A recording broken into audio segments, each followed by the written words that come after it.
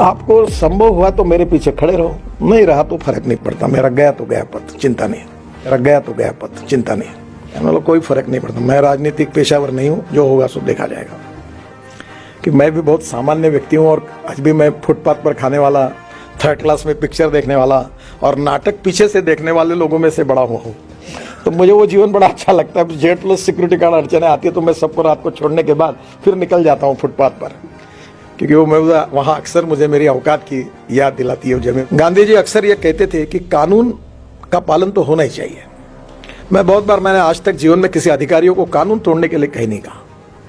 मैं कहता हूं break the law up to the last limit of breaking point. और ये समझो कि इसमें स्पिरिट क्या है।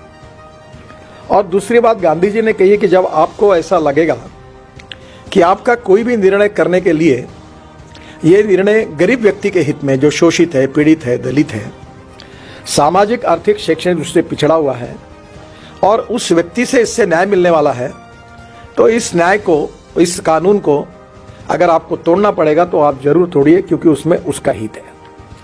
पर जब कानून तोड़ते हुए किसी व्यक्तिगत स्वार्थ के लिए, किसी और उद्देश्य से जब तोड़ोगे तो वो गलत होगा। मुझे बहुत अच्छा अनुभव आया। मैं महाराष्ट्र में मंत्री था और अमरावती जिले में एक मेड़घाट तहसील थी और वहां 2500 बच्चे कुपोषण से मर गए। और वो मरने के बाद काफी वर्ल्ड लेवल पर काफी हाहाकार मचा। आपको याद होगा, ये 96-97 की बात थी। तो हमारे मुख्यमंत्री जो थे मनोहर जोशी, वो मुझे कहते थे कि नितिन, ये कैसी स्थिति है, ये मेड़घाट में 450 गांव है, एक भी गांव में रास्ता नहीं है, ये लोगों का कैसे होगा। तो फिर वो बार बार, मैं भी पीडब्ल्यू मिनिस्टर था, मीटिंग करवाता था और फॉरेस्ट एंड एनवायरनमेंट के चीफ कॉन्जर्वेटर ऑफ फॉरेस्ट आते थे और 4 से 5 बार मनोहर जोशी उनको कहते थे। एक बार उन्होंने कहा, जब मैं सुन रहा था, उन्होंने कहा की तुम्हाला काहीच वाटत नाही का, इतकी लोक मेली, इतक्या गावात रस्ते नाही, मुलं शाळेत जात नाही, तुम्ही काम नहीं करू देत, आपको कुछ भी नहीं लगता। 2500 बच्चे कुपोषण से मर गए, बच्चे स्कूल में नहीं जा सकते, वहाँ के किसान है, उनका उपज मार्केट में नहीं जा सकती है, इलेक्ट्रिक की लाइन वहाँ नहीं गई, सब काम आपने रोक दिया फॉरेस्ट एनवायरनमेंट एक्ट के आधार पर, आपको इसका कुछ भी नहीं लगता आपको। तो चीफ कॉन्जर्वेटर ऑफ फॉरेस्ट ने कहा कि sir, I am very sorry, पर मुझे आपको जवाब देना है तो यही है कि I am helpless, I can not do anything. तो मनोहर जोशी जी आगतिक हो गए। तो एक कुलकर्णी करके कमिश्नर थे, वो भी बड़े सुसंस्कृत और अच्छे अधिकारी थे। तो फिर मेरे से रहा नहीं गया, तो मैंने कहा सर, ये तुम्हारे बस का काम नहीं है, ये ऐसे काम में मैं बहुत माहिर हूँ, तुम एक काम करो, ये मेरे ऊपर छोड़ दो, मुझे कोई चिंता नहीं क्या परिणाम होते हैं और मैं ये काम करूंगा। आपको संभव हुआ तो मेरे पीछे खड़े रहो, नहीं रहा तो फर्क नहीं पड़ता। मेरा गया तो गया पथ, चिंता नहीं। मैं गया। एक मर्चेंट नाम के दरियापुर में, परतवाड़ा में रहते एक मुस्लिम अधिकारी, सुपरिटेंडिंग इंजीनियर थे। मैं राजदूत पर, उस समय राजदूत थे, उसमें पूरे जगह पर घूम कर आया, कोई रोड नहीं। तो मैंने कहा तुम एक फाइल तैयार करो और फाइल तैयार करने के बाद मंत्रालय में भेजो।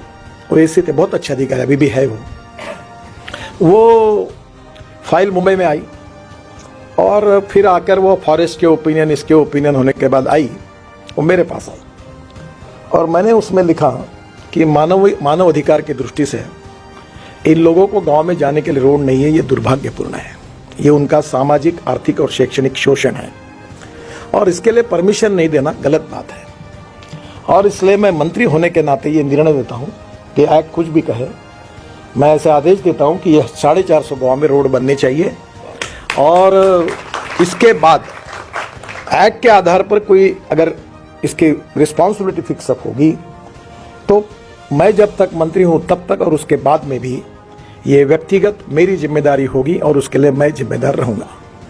ये लिखकर मैंने तांबे करके, हमारे सेक्रेटरी थे, उन्होंने देखकर उन्होंने कहा कि तुम साहब आपने ऐसे कैसे लिखा। मतलब कोई फर्क नहीं पड़ता, मैं राजनीतिक पेशावर नहीं हूं, जो होगा सो देखा जाएगा। और मैं गया, क्या कहा वो मैं अब नहीं बताऊंगा फॉरेस्ट वालों के लिए, क्योंकि वो ठीक नहीं होगा। पर मैंने 450 गांव में रोड बना दिया। और डॉक्टर अलेक्जेंडर हमारे गवर्नर थे, बहुत अच्छे संवेदनशील व्यक्ति थे। मैं उनको हेलीकॉप्टर से लेके गया उद्घाटन के लिए और वो पहले 5 गांव में जाने वाले थे, फिर वो 20 गांव में गए, 2 दिन वो चिखलदरा रुके थे और वो इतने खुश हुए। और फिर हाईकोर्ट में एक पीआईएल भी हुई, तो कोर्ट ने कहा ये वायलेशन है। तो फिर डिपार्टमेंट को सरकारी अधिकारी बोल रहे थे एफिडेविट करना है, हमें मेरा नाम लिखो, जो सजा करनी है कोर्ट को मुझे करने दो, क्योंकि इट्स माय डिसीजन। गई तो वो डर गए, बोले ऐसा कैसे लिखना चाहिए। मैंने बोला कोई फर्क नहीं पड़ा, politics is the instrument of socio economic reform. अगर मैं मंत्री होने के साथ अगर गरीब व्यक्ति को न्याय नहीं दे सकता, कोई बात नहीं, जो होगा सो देखा जाएगा।